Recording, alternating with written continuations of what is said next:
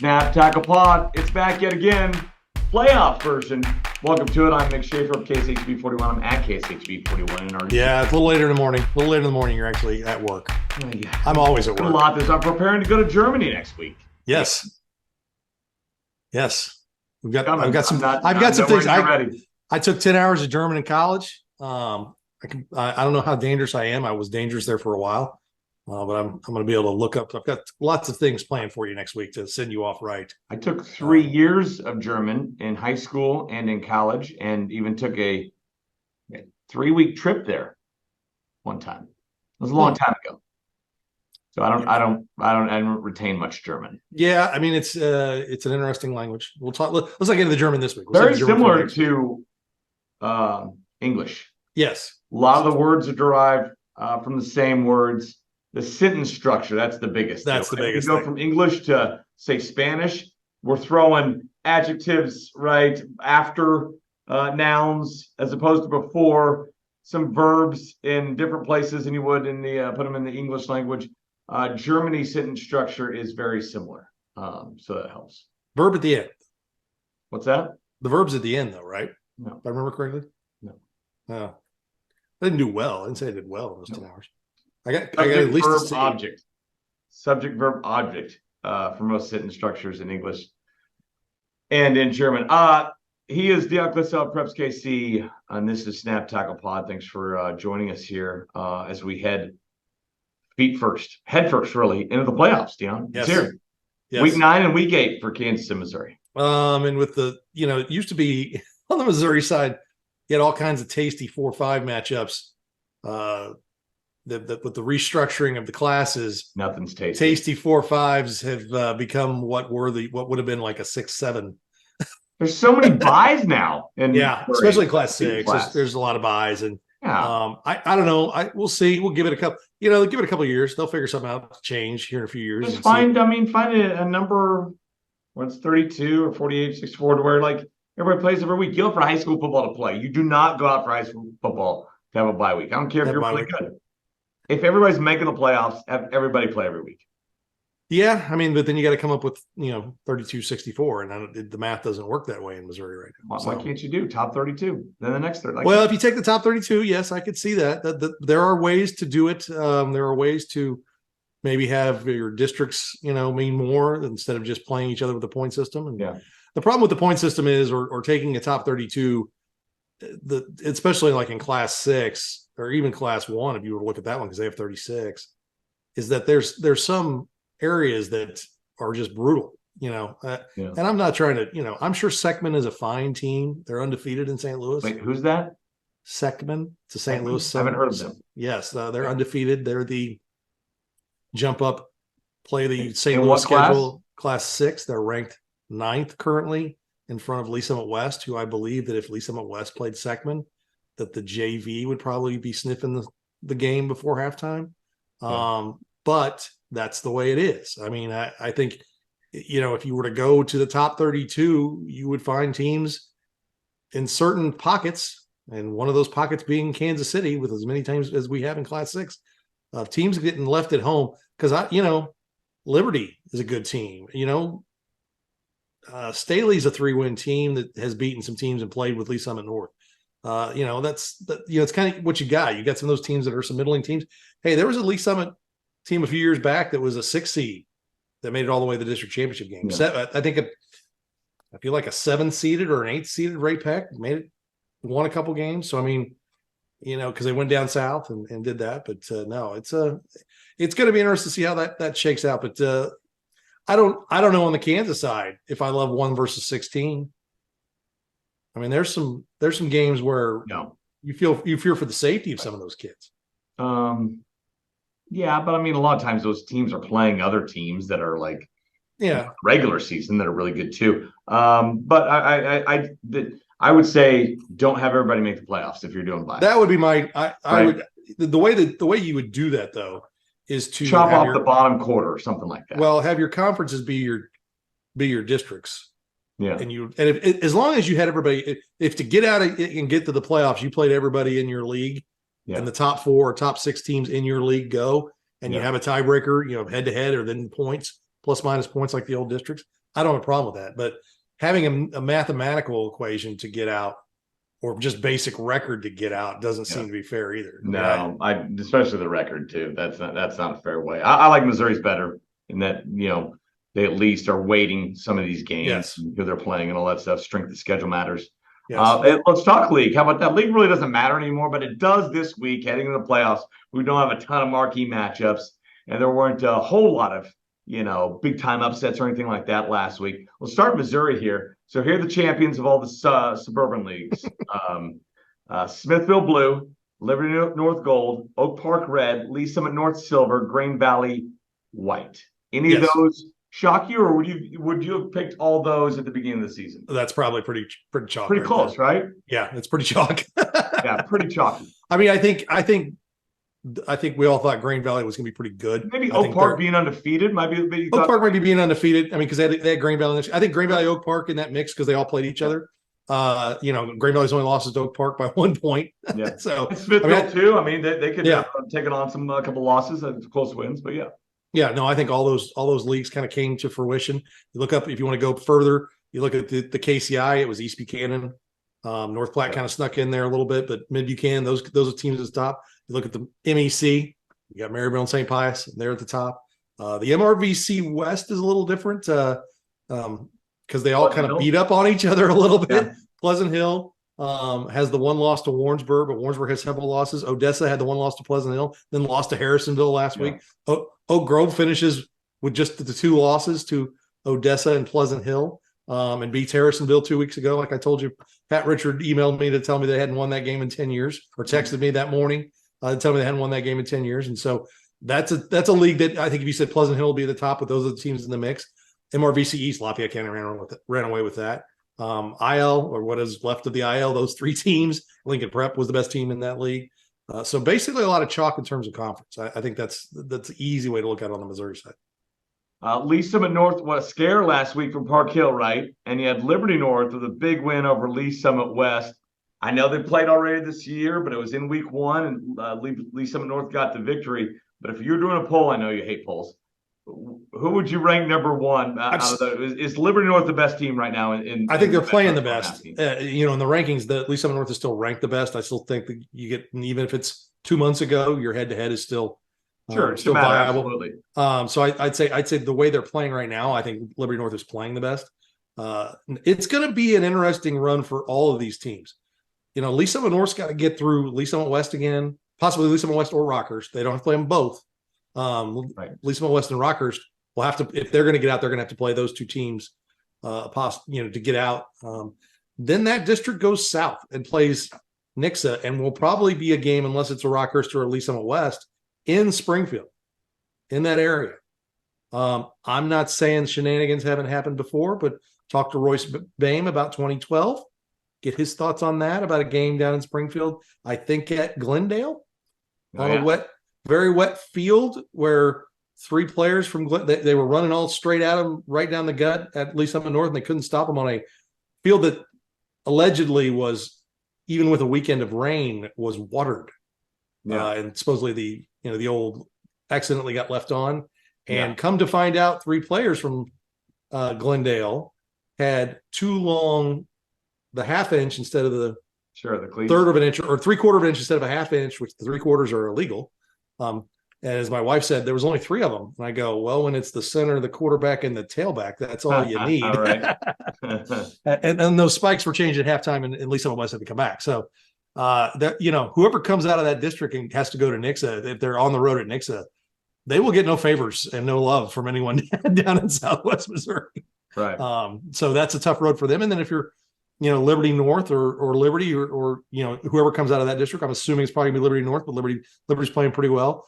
You got to go up against an Oak Park or St. Joe Central or somebody whoever comes out of that district. And we saw St. Joe Central take Oak Park to the limit, 2 weeks ago. So they're a dangerous team. And the one thing about Oak Park and St. Joe Central is they both could score. Mm-hmm. And that's a dangerous thing. Liberty North can shut just about anybody down, but those 2 teams can score.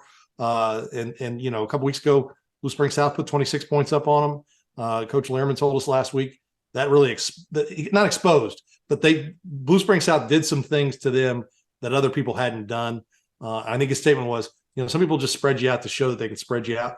It's like, Blue Spring South had an idea what they wanted to do with you once they spread you out. And he goes, and we had to adjust to that. He goes, and that taught us something right there. So, that's that I don't know if it's lucky for anybody else that Blue Spring South may have opened up something that Liberty North said, oh, look what we need to fix. And they fixed it. All right. On the Kansas side, DeSoto wins the UKC. I think that would have been chalk, right? We would have predicted that at the beginning of the season. Although I think that's with Baser at halftime last. That's even with suffering a key injury in Carson Miller, their quarterback. Their quarterback's out for the year. That's killer. Actually, their backup quarterback, Drew Parks, heck of an athlete. He's in now and brings a little different. So maybe a better thrower. Carson Miller, the faster of the two, but I mean, that says a lot about DeSoto right there. What's that? They can lose that guy and be just as dominant on offense as they were. Yeah, they've always. I mean, you run the flex ball. They've always had one of those backs they can kind of move into that position, backs or a quarterback. Because Jackson Miller's older brother actually got hurt at one point during his career. So that's not a big surprise. I think Sunflower League, if you would have said like the North and Gardner tie for it, I know Gardner beat North. That's nobody's shocked at that. But the EKL, Miege wins it. Yes. But right there with them, and they beat this other team. But this other team, Blue Eye Southwest, who's 7-1. Yeah. And they beat all the other Blue Valleys. And they beat Aquinas last week. I think what you saw at Blue Valley Southwest is the team that made it to the semifinals last year is the same team. I think that's what they brought up. They brought it back, and I think they're a lot better. Yeah, well, I think they're better, but I'm saying there was no drop off. That wasn't a fluke. 2 receivers back. Year. They got I think some linemen back, and then a quarterback as well. Yeah, and hats off to them. They lost to Miege, and it's something that this group hasn't done is beaten Miege, but. Hats off to them. They beat Aquinas. They beat everybody else in that league. Blue Valley Northwest, Blue Valley West, which are not easy teams to beat. They give you everything you want, well coached. And Anthony Newark really has these kids playing well. Defensively, they're playing a little better. A little bit better, yeah. They're going to give up. They're averaging. We think of them high flying offense and everything, but I looked at that. They're averaging 21 points more per game. They're in the regular season this year than they did last year. 21 more per game. They're gonna give up some points because their offense is up and down the field, so their defense is on the field, right? Yeah, there's gonna be a lot of possessions, and that's the nature of the beast. But they're pretty good out score people, and a good win for them last week, doubling up St. Thomas Aquinas 42-21. Yeah, an Aquinas team that's got some work ahead of them because they've got to get healthy. They got some injuries going on, and then they're gonna hit the 4A playoffs here, and we'll see what happens. We'll talk about those as well a little bit later on. I don't want to miss out on the Meadowlark League. Atchison wins. I think we probably predicted a couple weeks in. I think that you knew that how it was going to go. Good seasons by Washington. Schlegel got a win over Washington. Harmon, they had the first lead. That program's coming along. So that was a good one. Highland Park was almost the number 1 seed. Yes, Highland Park had a good season as well. Washington good win over them though. Yes, they are the first KCK school to get a win over Highland Park since Highland Park came in the league. Okay, so that's kind of a good win for them, and so that league kind of went. I think I want to see Atchison play some other teams because I don't know if you can ask them to do any more than they've done against the teams they play. I think they run into Miege last year. I can't remember. I think they did. I'm gonna look that up real quick. I think Trey Carter is the name of their quarterback. Really talented guy. He's put up good numbers. They've got a good tailback, good receiver. So I want to see them play some teams. I mean, they ran into St. James. They ran into St. James last year. Yeah. So they have 1 loss in the last 2 years. They're 17-1, and that's to St. James in I believe the second round of the playoffs. Yeah. So that's a team I want to see, go. I mean, I think, Jim Smith's been up there a long time coaching that team. And I think Atchison can be highly underrated for some of the talent that comes out of that school. They've got some good athletes and they do a good job. All right, let's get to it. Our big 3 games of the week this week. As we're talking about these 4A teams, we'll just start right there. It's always the yearly thing in the 4A bracket. Can these Atchisons or these Lewisburgs, these Basers, these teams that have put together really good years stay up with the Catholics? And we have, I guess a non-Catholic game here on your big 3, Piper at Eudora. Why are you picking that one? The last 2 times these teams have played in the regular season in 2020, Piper won on a last second, as the clock runs out, touchdown pass. I remember that. Yes. Yeah. And the year before, in the playoffs, the first round of the playoffs, it was Eudora who was trying to turn things around. This was kind of the beginning of their turnaround of becoming a pretty good team. Gets Piper with a touchdown and 2-point conversion with like no time left on the clock. So I'm assuming, these are different teams. These are a whole different group of kids. But the last few times these teams have got together, it's been down to the wire. They're both 4-4. I think they faced, pretty similar type opponents and had them, they kind of beat the teams they should beat and lost the teams that maybe they should lose to. And, or at least, some of those 50-50 games. So I think it's two well-coached teams, Piper, Coach John Black, and Drew Steffen. Drew Steffen's one of the good young coaches in the league that's out there. And so it's those two teams, I think that they would be good regular season foes, even though they're in different conferences now. I think they're probably good fits for their conferences. There's, Eudora's still down the frontier and Piper in the UKC. But if you're asking games I'd like to see scheduled every year, I'd like to see those games scheduled. I tell you this, the other 29 teams in the 4A playoffs are loving how the bracket's set up this year, right? Because everybody's already, worried about Miege, Aquinas, and St. James. Well, St. James plays Miege. Yes, right? the last 9 champions. Round. And the winner is going to play the winner of Aquinas and Fort Scott. Very well could be Aquinas there. And 2 rounds, you're going to have 2 of them out. Yeah. 2 of them out. Yeah, and like I said, the last 9 Class 4A champions in the first round of the postseason in St. James and Bishop Miege. Miege won 6 in a row. St. James won 2 and beating Miege in the semis both times. And then Miege won it last year. So no, it's, St. James is getting better. That's a young team, but they're getting better. Good win over Blue Valley North last week. A couple weeks ago, they hammered St. Pius X over in Kansas City and, up in North Kansas City. And so, I think Miege is a better team here. I think Miege should get the win, but man, if you're Miege, that's how you wanted to start your playoffs. I know, right? Possibly those two teams. Possibility of Aquinas right after that. Yeah. So quite literally, if it plays out that your 2 your toughest games could be in round 2 of your biggest rivals. Biggest rivals. Yeah. Yeah. I know St. James, hadn't really. They've been kind of growing into a rival with Miege, beating them back-to-back years in the semis. That made it good. You couldn't make it much better than that right there. Yeah, absolutely. All right, that's St. James and Miege, another one of your Remax Big 3 games of the week. Your last one on the Kansas side is Shawnee Mission East at Shawnee Mission Northwest. I look at this Kansas 6A bracket. I think it could be Wild West. I think you got your favorites in Gardner and Olathe North, but the 4 Blue Valleys in there with a handful of Olathes, a couple of the Shawnee Missions. So many of these games are going to be pick'em games. There's this game a couple weeks ago was 1940, a tough defensive battle, but back and forth. East jumped out, and then Shawnee Mission Northwest came back on them defensively. And they share a field, right? Yeah, they're both are home. They're both home fields, and even though it's not their school, but they both play at Shawnee Mission North. I like the defensive side of Shawnee Mission Northwest. We know they can play great defense. I think the flex bone that Coach Semino's doing is really, you could see them kind of getting better as the season goes on, and they've had some nice wins. They're both 3-5, and they both have had similar experiences, and it's a great first round game, and it made the cut just barely over Olathe South and Shawnee Mission South, who played 41-40 2 weeks ago, 1-point game, and that's a rematch, and that's going to be the Spectrum game this week. So I'm looking forward to seeing that, to kind of get eyes on both Olathe South, who's all over the place, and Shawnee Mission South, who's been, just banging at the shout door. out to the Raiders. They have 3 1-point losses this year. That's not easy to do. 2 in their last 2 games.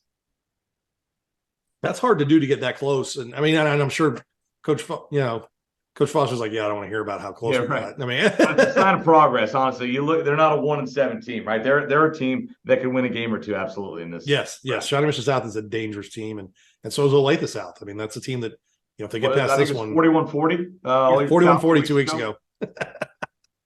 Wow, I tell you, it's all over the place. And it's funny, even the 1-16 matchup there, Gardner against Blue Valley North. They're taking on Drew Hudgens, who is without a doubt the biggest expert at stopping the flex bone in Kansas City. He did it for years at Mill Valley. And look, I know he might not have the horses quite yet there at Blue Valley North. Still, I believe, looking for their first win. But it's funny how that he's seen that Gardner flex bone plenty of times.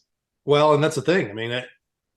Gardner should win that game, but if you can disrupt, make him put the ball on the ground a couple times, that's when things get sticky. Real quick. I don't know if Blue Valley North has enough offense to counter that, and and get things going right. But you're right. That's an interesting 116 matchup, to say the least. Other team, watch out for Blue Valley. I feel like they're playing their best football right now. Yeah, they got John Price there, tailback, and they can grind you out. I mean, they don't want to play physical. They want to run the ball. And Blue Valley West, too. They've been in every game they played. And that's the team that the last few years you don't want to play in the postseason because they've made some deep runs. Well, and it was a who's who at Blue Valley West last week with all the Chiefs showing up. Yes. It was Dave Merritt's son taking on Matt Nagy's son. But Blue Valley, I mean, almost beat Aquinas 2 weeks ago, beat Blue Valley West. Close with Bishop Miege. Yeah. The closest any team in that conference played Miege. We're leading that game early at halftime, I think, and Miege came back right before Blue Springs as well. And so, no, it's a team that's very capable. Like I said, I mean, 6A playoffs could be absolutely nuts. All right, let's get over to the Missouri side here, Dion. And you've got North Kansas City at Chrisman. Why are you choosing that one? Well, both these teams have struggled at times this year. North Kansas City's defense has shown up, and they held St. Joe Central to like 24 points. I think they held Platte County under 20. I mean, those are two pretty high-scoring teams. So their defense has been there. They've struggled offensively. Chrisman has had some good games. They played well against Raytown and Winnetonka and got those wins, but then they struggled after that. But they're both teams that want to kind of get their programs a step forward. And this is, I know you don't like the buys, but some of these 4 or 5 games are the opportunity for coaches to have something positive to take into the post. Even if they lose the next week, something's positive with their kids. And this is an opportunity. You're going to play somebody who's kind of equally matched to you. And I think Chrisman and North Kansas City are two really good head coaches, Michael Rose-Ivy and Leon Douglas, and good staffs. And I'm kind of curious to see how they kind of go through that and take what they did well in the regular season and apply it to the postseason and try and forget what happened, some of those bad games, and get moving forward. Yeah, 4-5 William Chrisman, 2-7 North Kansas City. In that one, you've also got Park Hill South at Staley. Is this another 4-5? Yes, and that was a 1-point game a few weeks ago. Yeah, that's right. 18-17. Staley got the win there, but no, this is and Park Hill South is a team that's played a lot of games within 7 to 10 points or one score this year, and under Coach Justin Ponce is his first year. So they want to play and feel like they can get this game. And Staley, coming off of their best win of the season, 54-0 over North Kansas City, they got to feel like they're playing good football. Yeah, and Park Hill South, of course, beat Lee Summit last week. They beat Lee Summit last week, very close with Platte County, but That's it on the schedule. It's all forfeits before that. Yeah. Yes. Yeah, the first 7 were forfeits, but in those first 7 was an 18-17 loss to Staley, even though you don't see that anymore. But they've had some close ones. I mean, I think we're 10 points with Lee Summit North most of the game. Close game, some other close games in there where they were within 7 points. So I think both these teams felt like they would be a little better than they played this year. So I think this is their chance to kind of maybe make a statement like, hey, we were good enough to win a postseason game, and go on and go to another round. Yeah. All right. Lee Summit and Ray Peck, a couple schools that have had, struggles in the back halves of their schedules. Yeah, it is. And I think, Lee Summit had played pretty well, at Oak Park in that game. They put up some points on Lee Summit North, then lost to Park Hill South last week, which is kind of a stunner. Ray Peck, you look at them and you're thinking, how are they only 3 wins?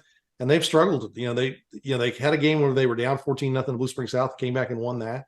And then they lose to Blue Springs last week. And I would have picked Ray Peck in that game, and they kind of got controlled by Blue Springs.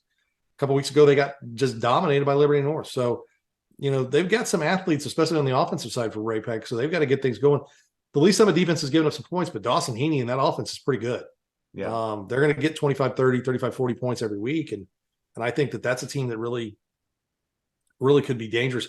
Can they, if one of those teams, if they come out of that game, can they take out Lee Summit North? I don't know. But they each possess some things that will give them some problems. Offensively, I think as a group, Lee Summit's pretty good and dangerous. And then, you got Jaden Riddell and the tailback from Ray Peck. Those are 2 big time players that could be dangerous as well. So I think this is a spot for both. Like you said, there's a theme here on some of these games on the Missouri side. It's a chance to kind of get some positives out of the season. But when you're talking 4 or 5 games, and the teams that used to be, if they were in the same spot last year, they would have been a 6 and 7 seed. Right. So we don't have quite as many tasty 4-5s as we've had in the past. But the nice thing about it is next week we're going to have some 2-3s and some 1-4s that are some pretty solid games. They should be. Absolutely. I think on Friday night you'll see us kind of maybe put feature some of the schools we haven't shot a lot of. Got a lot of games this week. I'll throw a curveball at you. Hogan Prep at Kip Legacy.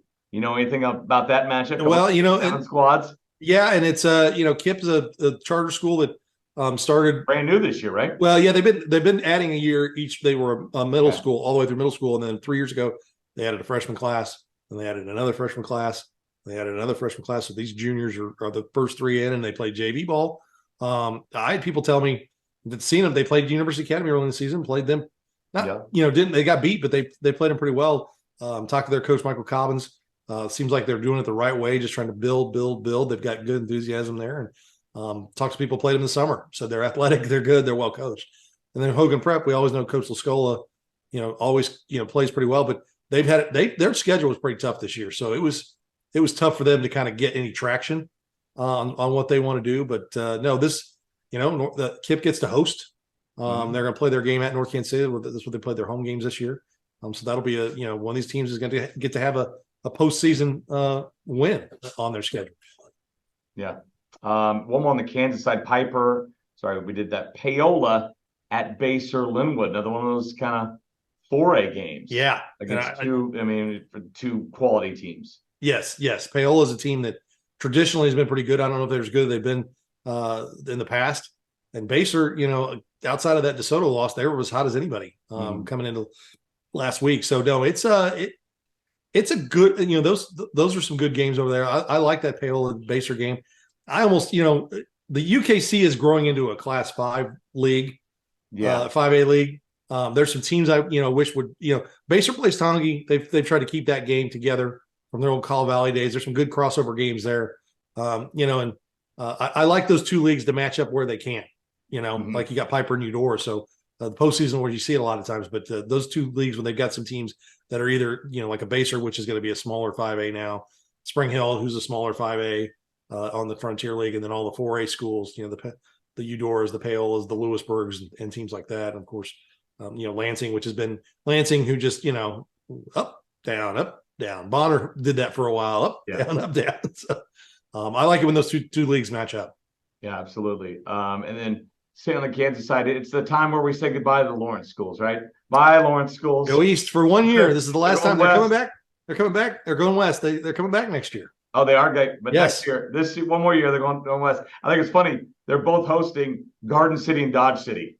So, yeah, I saw that and I was like, trips you're going to have this Kansas postseason. I saw that and I was like, well, I'm sure Gardner and Dodge really loved the brackets when they came out. They're like, oh, geez. Yeah. But at the same time, would you rather be have that or be Lawrence and Free State and have to go to Gardner or Dodge? Yeah, at least if you're the Lawrence schools, you're hosting those two. And I'm every year I look for it, and I think 6A on the West side's kind of up for grabs. I mean, Derby's not what Derby's been. I don't know, how much, how battle tested is Washburn Rural or Manhattan. Yeah, that's the question. I always look for that 1 year that the Lawrence school can squeeze by, and we can have two Kansas City teams in the state championship game. And I wonder about Washburn Rural. They've been very good. I mean, I'm not trying to be down on them, but they've played Piper. They had Piper and DeSoto on their schedule. I mean, it's not like and that's not a disparaging to Piper and DeSoto. That's 4 and 5. Manhattan, I believe, correct? They did beat Manhattan. That's their big win. And Manhattan beat state champs. Manhattan beat Derby and beat Wichita Northwest. So they're defending state champions. So we'll find out. I mean, if Lawrence or Free State makes a run through there, we'll see, because both those teams are multi-loss teams. Yeah. Free State, I think they're both 6-2, aren't they? It's crazy. They're both 6-2, and they're like the 6 and 7 seeds on the west side. Just some of these schools just don't play the schedules as some of the others, which as opposed to, I believe, 6-2 on the east side might get you. Yeah, got you to go late the East a 3 seed, right?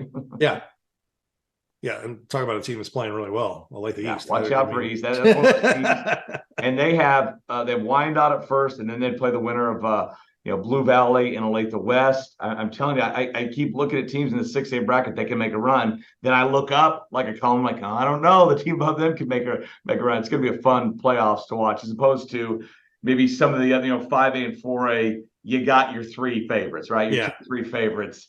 6A. Again, I think Gardner and Olathe North are the favorites, but it might be close. I mean, between them and everybody else closer than other. The nice thing about it is after this next week, we'll start getting some really good. The next 2 weeks, next week, we always say, and then the first 2 weeks are kind of, and then it's on for 2 or 3 weeks. Then quarterfinals and semifinals in both states are always the best weekends. Yeah, because they're still in town, right? And it's not like the state championship games, but a lot of times those state championship games are blowouts. The closest games are the quarterfinals and the semifinals because those are teams in the area. They know each other, play similar schedules. They're built kind of similarly, and you as a product, you get the best games. So, that's good. I got a pack for Germany. Well, you want to do a little Simone watch while we haven't done that enough this year. Absolutely, let's go. No, we haven't. And there was an updated one. We updated the Simone watch last week, heading into last week, and where can they find that, by the way? The SimoneAwards.com, and also follow at Simone Awards on Twitter and Facebook, and then I retweet it, of course, for my stuff as well. And if you look at the list, and just real quick, some names, Dylan Dunn. This is before last Friday. We haven't updated it yet because we'll update our stat leaders on Tuesday night as we record this on Tuesday afternoon. He was at 2,000 yards, 28 TDs, 300 yards a game, and he didn't do anything to hurt that last week. Wesley Edison, dual threat guy from Lawrence Free State. Braven Powell from Gardner Edgerton having a good year. Tillman Martin from Liberty North. Mm-hmm. He's at 1,500 yards, averaging 200 yards a game. Heaney from Lee Summit. He's a guy who's at 1,700 yards. He's at 220 yards a game, 13 touchdowns. The Lee Summit quarterback, Caden Carter, outstanding year. Ethan Hansen from Rockhurst. While his numbers aren't huge, he leads an offense that's very consistent. Elijah Leonard. Those are the kind of quarterbacks and running backs. And I'm going to save one for last. Trayvon Pankey, 1,300 yards, 77 yards a carry from Oak Park. And Gabe Fields had a huge game. He's at 1,200 yards for St. Joe Central, averaging 8 yards a carry. He's got 21 touchdowns. River Peppers from Fort Osage going into last Friday. Great name. 25 touchdowns, 1,400 yards, averaging 9.1 yards a carry. Quincy Torrey, the tailback from Lee Summit West, 15 touchdowns, 1,000 yards rushing, in 8 games going into last week. Sage Huffman on the Kansas side, Blue Valley West. Colton McCanna from Spring Hill, he's got 1,400 yards in 7 games. And then TJ Porter going into last week only had 679 yards, but he had 13 touchdowns in 5 games. So he's averaging $135. And then some guy named Ty Williams from Grain Valley, who in week 7 saw his per carry average dip below 10 yards. Last week, he went ahead and righted that ship a little bit. He had 10 carries for 230 yards and 3 touchdowns, which brings him to, and I've got the updated almost 2,000 yards. It's almost 2,000. He's sitting about 1,900. And he's like at 19, right about 1,900 yards, 25 touchdowns. When you throw in his receiving, which going into last week, he was averaging, he had like 6 catches, 3 touchdowns. He's averaging 32 yards of reception. Wow. It feels like to me this year it's a handful of quarterbacks and Ty Williams. Would you agree? Yeah, and favorites right now. Yeah, here we go through 9 games. It's updated right here. 130 attempts.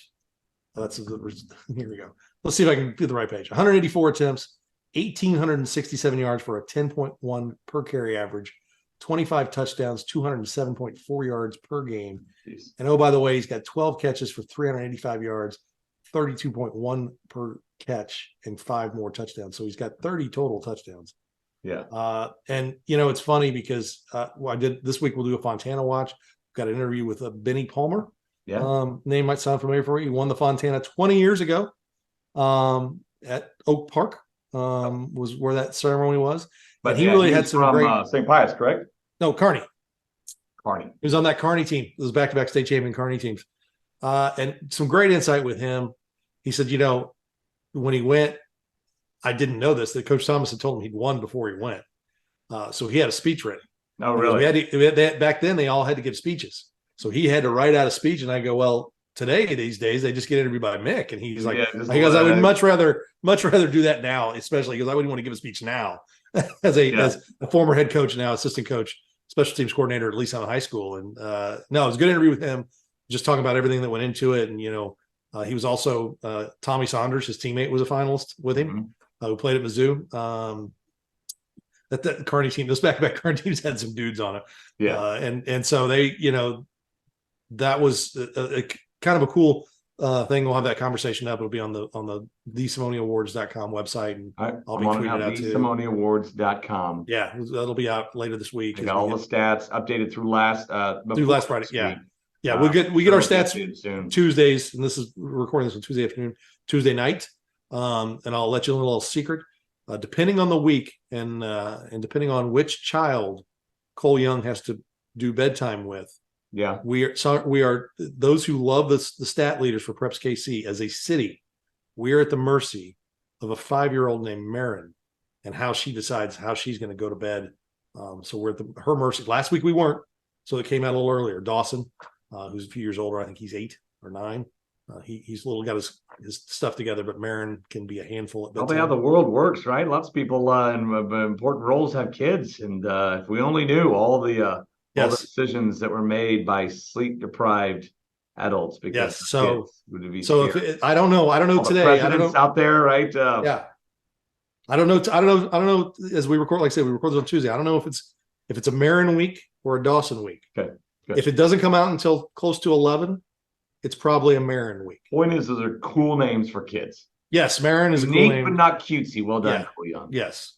Cole and his wife Jessica did a fantastic job. They're good kids. They're fun. Henry and Dawson are kind of buddies. They've been to some baseball games together, and so Henry kind of lets him have his nachos and that kind of stuff. So they've gotten to know each other. And Marin's cute, so little blonde girl. She's adorable. So we just say a silent prayer that she has a good path to bedtime tonight, and if it's her week and we get those in around 9:30, 10 o'clock instead of like 11:30, which has happened because Cole is the compiler. He's the one that uses the formula that there's a compiler that he goes and compiles them all, and then I edit them down to get Put some Benadryl on the gums, she'll go right to sleep. I thought you were gonna say something else. Whiskey too. What you put on your gums. Right. All right, check us out, prepskc.com, with all the updated scores throughout the night on Friday. It's some Thursday games as well this week. And then check us out on KSHB 41 Under the Lights with Aaron Ladd, McKinsey Nelson, Nick Jacobs producing that effort, and then Dion Clisso as well on the show on Friday. Should be fun. Best of luck to everybody out there and all the playoff games. It's the last week we'll be talking to everybody. After next week, half you'll be gone. Half the team. Hopefully, still fans tuning in. Still tuning in. We had one of our biggest weeks. Still tune in. Yeah. It'll be great. All right, for Dion and Mick, we'll see you next time on Snap Tackle Pod.